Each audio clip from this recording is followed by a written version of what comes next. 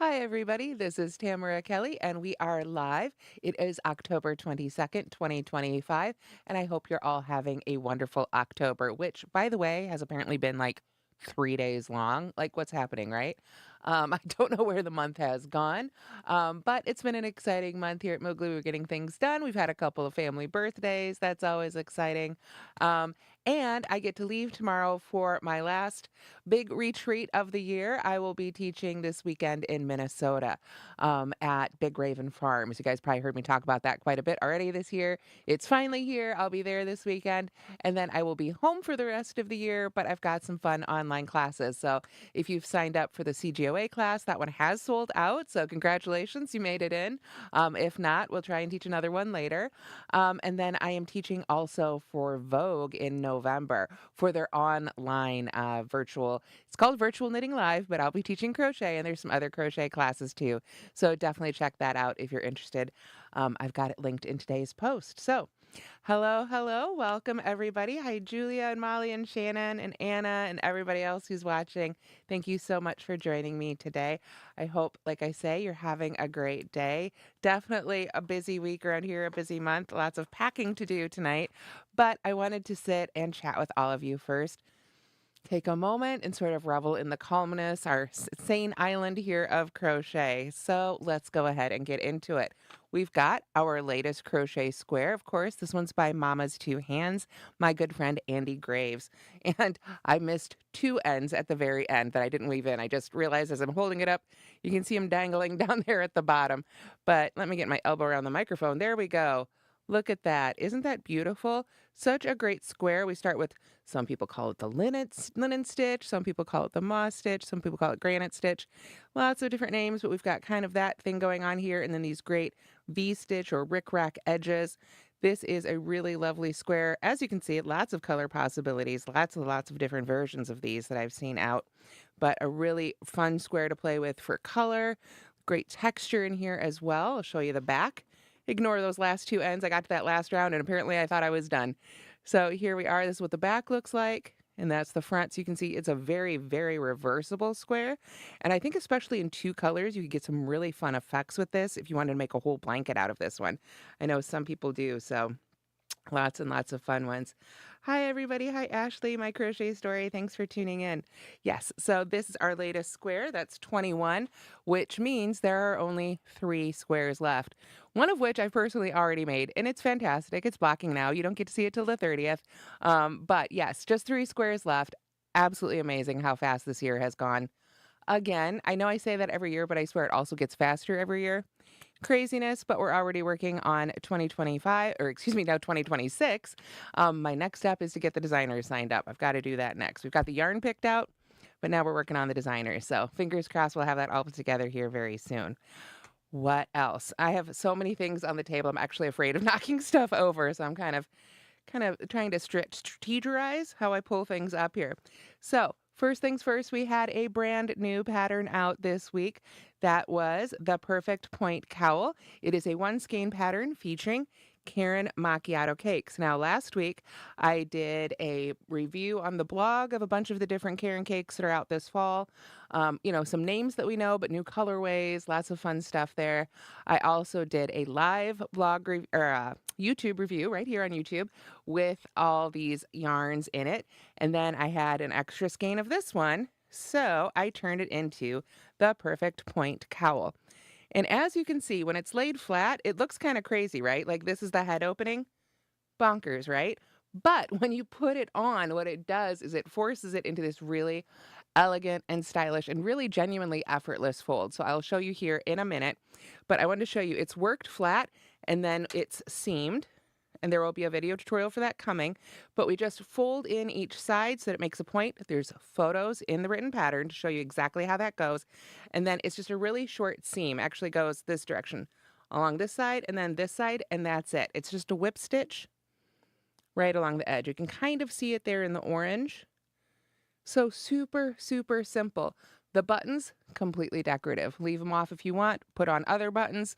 Make a whole picture, patches, show off different shawl pins, lots of possibilities there.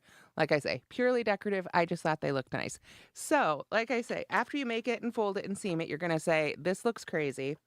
This is the most bonkers shape, right? There's the point. There's the head opening. You're like, how's that going to work? Well, it opens up wide. The one thing you want to do, if you do sew buttons on, make sure you don't sew them too tight and too close to the neck opening because then it will close it up. But mine are further down here. It opens right up. You just pop it on. And just like that, you can see it opens right up so it stays close to the neck without being tight, which personally I love. I'm one of those people I cannot stand have anything really tight around my neck. So you'll notice in my designs, you'll probably never get a super tight turtleneck unless it's, for a company they requested. But you can see it loosens up. Oh, I'm a little low, aren't I? I just realized. Let me pop up a little bit so you guys can see me better. There we go. So you can see it always comes to this point. And the neck just opens up and creates this really beautiful sort of small cowl neck or sort of mock turtleneck. And it just, it just falls like that. You don't have to sit there and arrange it. You don't have to futz with it. You don't have to keep putting your shawl pin in it. If you want to put a shawl pin in it, it's going to stay 2 layers right there. It's going to hold it nice and secure. It's also very warm because you've got your 2 layers right here over the chest. For me, when I'm out in the wintertime, this is what I need, right? Something around my neck, something across my chest. So where my coat buttons up, it stays nice and covered. And of course, then once you take your coat off, I think it looks really nice and elegant. So, like I say, effortlessly stylish, you put it on and it's done. It's already styled for you. It is warm though. Let me go ahead and take that off. Combined with the sweater, it might be sweater weather, but sweater and cowl inside, still a little bit warm for that here in Iowa. Whew, definitely a warm one. So let me sit back down here.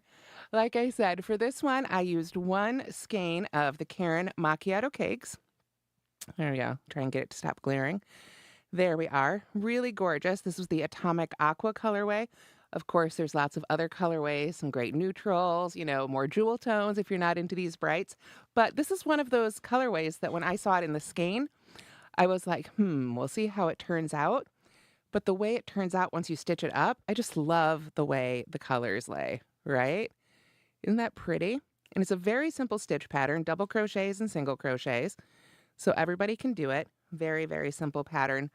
And like I said, I just love the way it comes together. And it looks so silly when it's flat. You're like, how on earth is that the head opening? But then you put it on and boom, it just opens up so beautifully. So like I say, we used this yarn. I wanted to talk a little bit about this yarn. It's an 80% acrylic, 20% wool. And so when you've got 20% wool, it's kind of more for the looks than anything.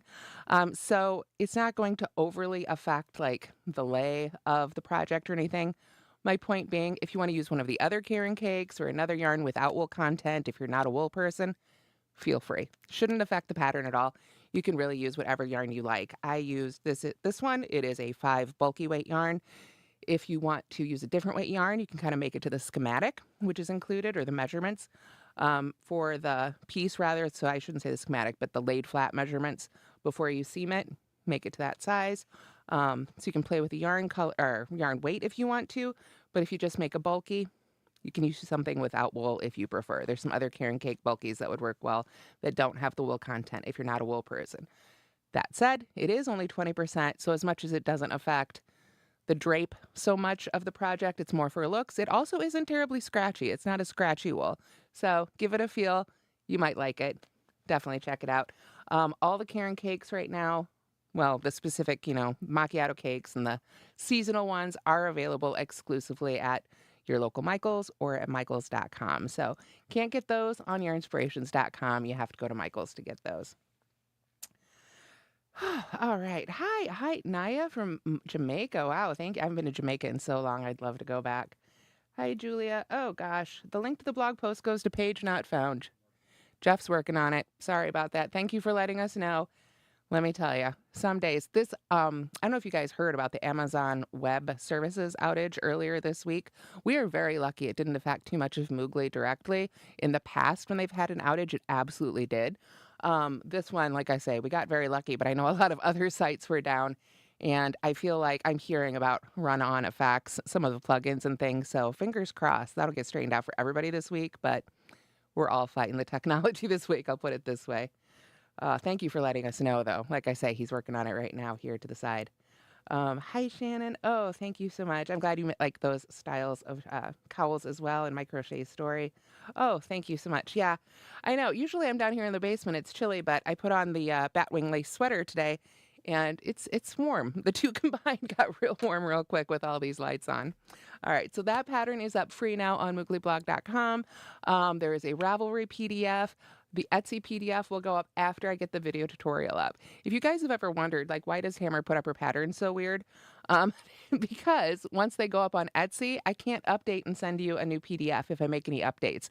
So I don't put it up on Etsy until I've got all the links ready, and that includes the video tutorial, because I don't want anybody to buy it and then I can't send them the new version with the video tutorial link. So that's why there's always a little pause on that. So if you're one of the people who prefers to buy on Etsy, it will be there eventually. It's just waiting for the video tutorial, which is also coming. So thank you. Oh, yes, I think it would be, sorry, I got a little hair in my eye here. Yes, I think it would be lovely in latte cakes as well. That is another gorgeous, gorgeous yarn from the Karen Cakes. Whew. All right. Deep breath. Okay, what else is going on?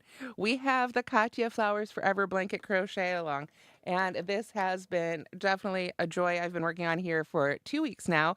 Last night, I finally started kit number 3. It just came out yesterday. I say finally. It came out in the morning. I finally started in the evening. This is what I had as of yesterday morning, and I still have right now. I'll show you in a minute what I did last night. Here is where the blanket is at the end of kit 2. There we go. I had to make sure I hold it up the right way. So you can see there's some holes. We definitely have to fill those in, and that's what we're going to be doing here in kit number 3. So this is what the back looks like. All my ends are still there. So I will be doing those at the very end, but in order to keep up with it, I'm going to save the weaving in ends until the end. So last night, here we are. Last night, I started kit number 3, and I got, in kit number 3, we make 20 little flowers and then attach them to fill in those holes.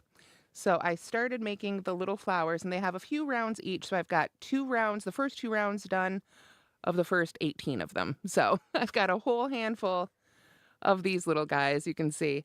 And this one's fun. For the previous kit, for kit number 1, they had a color chart that you could use. And of course, you could use your own color plan as well. But they had a color chart for making the larger flowers, and I did follow that one. Here in kit 3, she says, be random, pick your own colors. So I'll admit, I'm a planner. So far I've made 3 of each of the 6 colors. And then for the last 2, I'll just kind of have to randomly pick 2 other colors. And so I'm trying to distribute it. I like having, a good mix. So that's what I'm doing. But I think it'll be really interesting to see what other people do with that part of the pattern, because that one really is for color choices. You're on your own. So that's really fun. It's working out pretty quick so far. So I'm excited to take that project with me. That's what I'll be working on in my evenings when I'm back in my room this weekend. So that's up. What else? We have the video tutorial for the Edinburgh Evening Scarf is up as well. Right here. This guy, which unfortunately got a little dirty. I need to wash him. I don't know where him. I don't know where it got a little bit of schmutz on it, possibly while we were in Scotland. But I will be washing this one soon. Right there. It's easiest to see the stitch pattern, I think, in the dark green right now, especially against my hand. This one is a linked mesh stitch that I came up with specifically for this pattern. I might make some other stuff in it eventually here too. But you can see it's really light and lacy, and it uses linked treble crochets. So this one is a very unique stitch pattern, like I said, one I came up with myself. So it does have a video tutorial up now on YouTube and on the blog, both right and left-handed. So do check that out. Let's see. I've got a weird little notification, Jeff, that popped up on Facebook saying link not found. So that's weird. Love doing a live. I actually do. I really enjoy them very much. But the technology stuff, I tell you, it always likes to jump up and make itself known, right? Okay, so what else has happened? We've got the Karen Cakes. I talked about that. I did the little blog post and live about that last week. Hey, it popped up. I think it's working. Okay, I think the link should be working now because it's just popping up at me telling me the link's now working. So fingers crossed. All the links are good. I think it's caches. Like there's been some weird cache stuff happening lately too. The joys of tech. All right, what else do we have? Giveaways. We've got some great giveaways going on right now. Where did I put them? There we are. So many, again, I've got so much stuff just around me here. I'm trying not to knock over my tea. We have a selection of Katya giving away a selection of Katya goodies. That's our latest giveaway. That's what I'm trying to say. So Katya, as you know, they've come up with this beautiful Flowers Forever crochet along that I'm making. I'm actually using one of their yarns in an upcoming pattern that I've been working on. That's the Edinburgh scarf is using their yarns, but they've also sent me some really fun things that I wanted to share with all of you guys, because I don't know why sometimes companies send me doubles of stuff. So I think they know I'm going to share. So for this giveaway, we're doing the 4-in-1 measuring pack. This is really fun. You've got a gauge swatch around the outside with 4 inches and 10 centimeters. Turns out that's the same measurement. So you can just lay that over to measure your gauge. You've got a hook sizing tool here for crochet hooks. You've got a knitting needle sizing guide here for knitting needles. And then right here, you've got your yarn thickness gauge. So this is really great. And it's kind of shiny there. I don't want to take it out of the package because this is the one I'm giving away. But you can use this to determine the weight of yarn. You can use it to measure wraps per inch. That's what these numbers refer to. Or you can just lay it right over the tool and see what thickness it is. And this is really great if you've got some yarns that have lost their label. If you're shopping in a local yarn store where some of the yarns maybe are from overseas or don't use those symbols that the Craft Yarn Council uses, think the 1, 2, 3, 4, 5, this can be a really handy tool for that. Whenever I go to a local yarn store, I like to stick that little tool in my pocket so that I know I have it in case they've got something and I just can't quite figure out, is it more of a DK or a worsted, that sort of thing. So there's that. There is, of course, a yarn I've thrown in. I have a skein of the basic merino that isn't part of the crochet along, and I thought I'd share that because I'm really enjoying using that yarn for the crochet along. We have a little lint tool right here. It comes as in its own mesh bag. Let me pull it out here for you. And this is just a very, very simple wooden handle. Let me hold that up there, see if it wants to focus. Wooden handle with like a little grabber there for your lint. I love little things like this because they're so nice for travel. And then we've got this guy right here, which I've got all folded up. I thought I had one over here, but I guess I don't. This is a little container, zip top. It's got grommet in the top, so you can put your yarn in it. It's got a handle, keeps your yarn safe on the go. We love those. And then also, these two are just for the knitters, but I think crocheters could find some fun uses for these too. We've got some heart-shaped needle end holders. You put those on the end of your knitting needles so your stitches don't fall off. So they've got a little hole that actually runs all the way through. Like I say, I think some crafty people could have some fun with these, even if they're not knitters, right? To me, this is a little bead. So those are fun. And then these are for the knitters as well. But again, I feel like you could do some fun crafts with them. It's 3 different sizes, I believe, of cat stitch markers. Can you see? Oop. Isn't that cute? It's got the little ears. So these are for knitting only because they're closed. They don't open up. As crocheters, if we use stitch markers that don't open up, they become a permanent part of our project, right? But for knitters, they can use the kind that don't open. But like I say, they're really cute, and I feel like some crafters can have a lot of fun with both of those products, even if they don't knit. And if you do knit, or if you do knit, of course, you can enjoy using them. If you don't knit and you know somebody who does, they're a lovely little stocking stuffer this holiday as well. So we've got that giveaway going on. Of course, it is coming up. It is not just sweater season, it is hat season. So we have a hat templates giveaway going. If you haven't checked these out before, definitely check these out. I've talked about them so much. I feel like I've done it till I'm blue in the face, but these are a fantastic item. If you make hats in different sizes and you want those hats to fit, and you don't want to keep measuring and trying on and measuring with tapes and things, these are just a wonderful tool. I use these every time I make a top-down hat. And in fact, I've even figured out how to use them for bucket hats. I just go up a size because you want the crown to be bigger for a bucket hat, and then sort of stop early and create the brim. It sounds weird, but it's even helpful for those. It's perfect for beanies, helpful for other types of hats, anything top-down. Sizes go from 0 to 3 months through extra large adult. We're giving away one physical set plus 2 PDFs. And if you want to say, okay, I need these, I don't want to worry about the giveaway, they are available on the Moogly Etsy shop as well. If you are in Europe or outside the US or Canada, you'll want to look for the Etsy shop by Babe Crochet. She does all the shipping there. I just do Canada and the US. We kind of split it out that way. Oh, yes, I agree. Thank you guys, Shannon and Ashley. I'm so glad you guys enjoy the hat tools. Yes, they're really great. Shannon, you picked up your yarn for just perfecting the stitch. Perfect. Love that. Yay. Okay.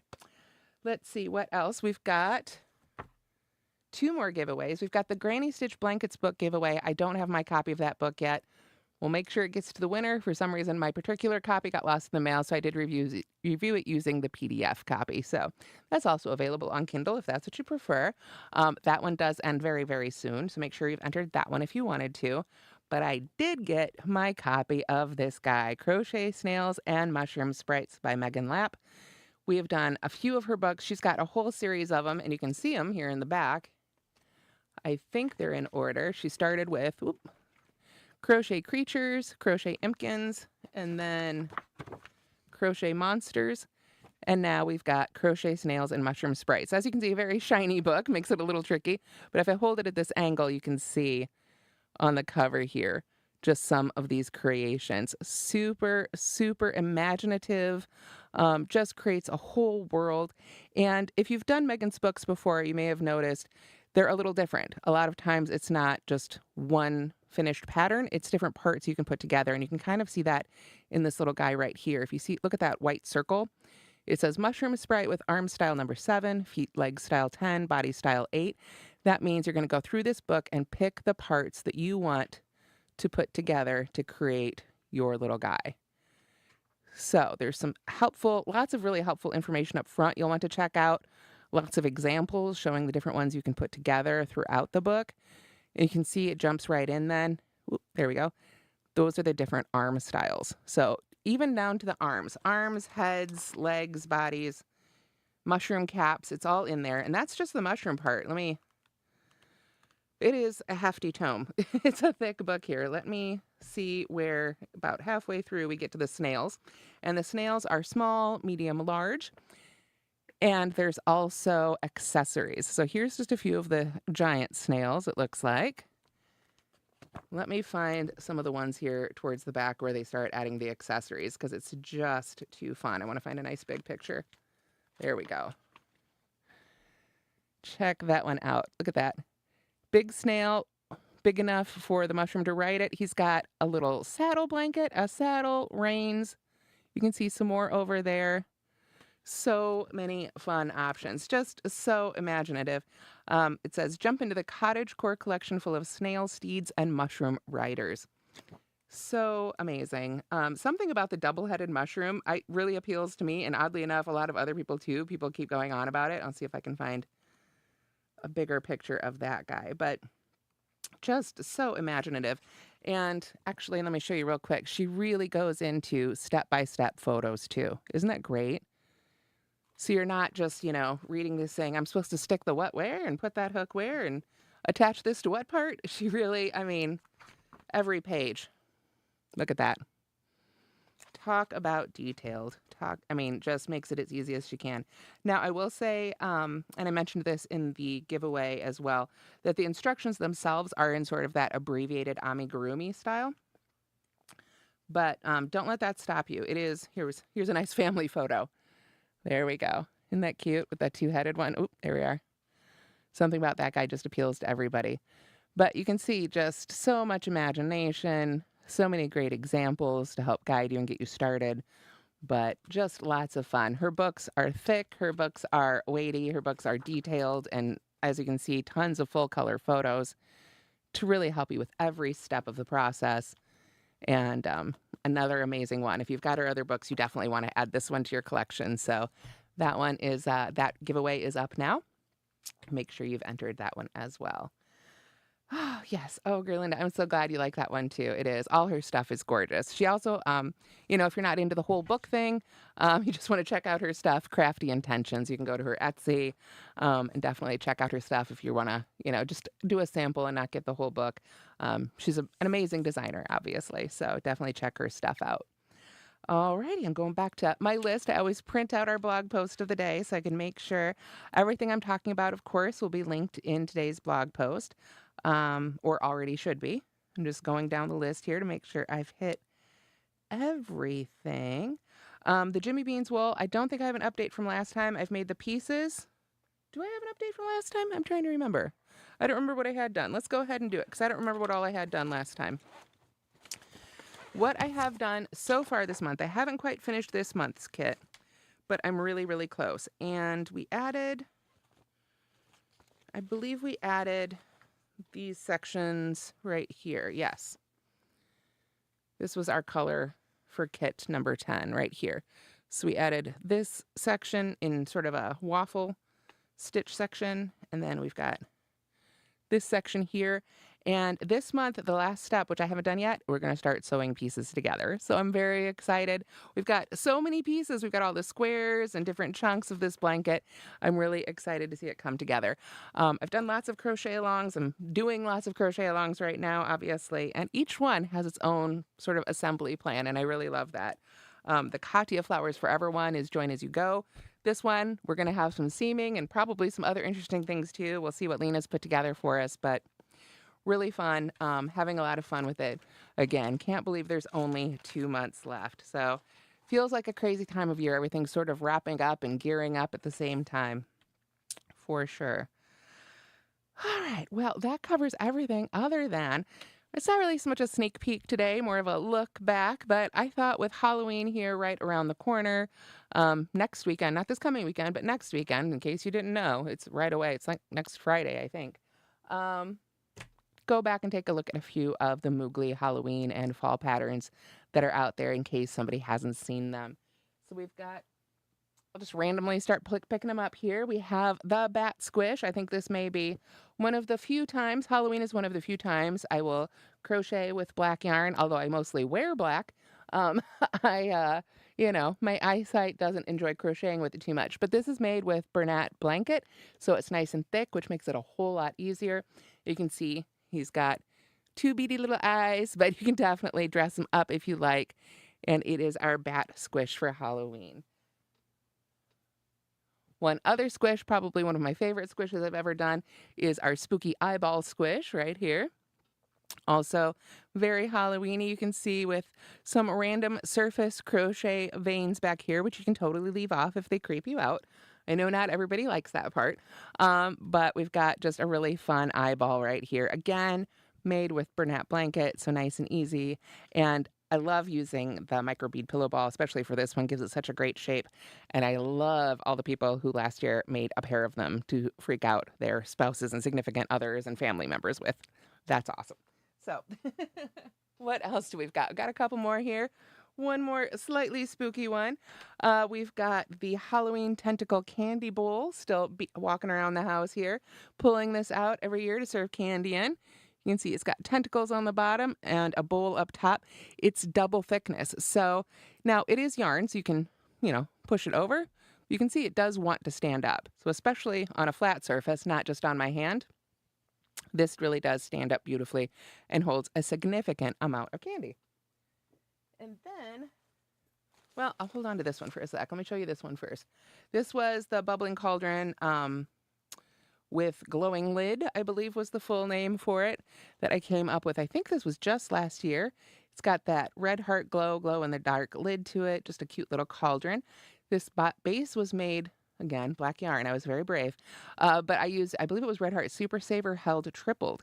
And that is a really fun technique because you can hold it tripled from one skein of yarn. So definitely check that tutorial out if you haven't already. But it's just got a little lid. You can fill it with candy, whatever, treats, pop it back on. The glow-in-the-dark yarn, the trick with the glow-in-the-dark yarn is it has to be like UV charged first. So like right now, sitting here in my basement, it might work actually from all the camera lights, but generally speaking, you're going to want to set it out in the sun a little bit to sort of activate it, right? One of those sorts of glow-in-the-dark things. Now, this one is a little bit older and it's a little bit worse for wear because it actually goes outside and hangs on my front door every fall. But I'm amazed how good condition it's still in. I will, in full disclosure, say earlier I had to unpin because I pinned in the foam ball with the flowers at top. I did unpin it and refresh the stuffing inside. After a few years, the stuffing inside had gotten a little squished down and warped. It's a little bit of stuffing. It's actually the majority of it is old grocery bags from the grocery store, the plastic ones you can hear right there. Perfect for outdoor use, right? So, like I say, and it gets squished in the Halloween supplies box every year. So it got a little warped, but I unpinned it this morning and restuffed the base with some fiberfill that I had laying around, pinned the top back in. Let me see if I can show you guys. This is literally just, you can see it there, a foam ball. I put a bunch of fake flowers on it, and then I just took those U-shaped pins and pinned it right on.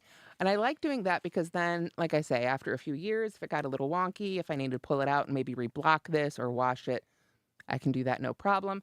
If these fake flowers, if I don't like them anymore and I want to replace them, if they get a little worn out, I can replace that whole ball and I don't have to redo the whole thing. It's got a little hook in the back and it always hangs from my front door. So I pulled it out today and it'll go up my front door a little bit later today. Looks like I might need to unsquish a few of the fake flowers as well, but this one is definitely a classic. And this was the candy corn door basket. You can see right there.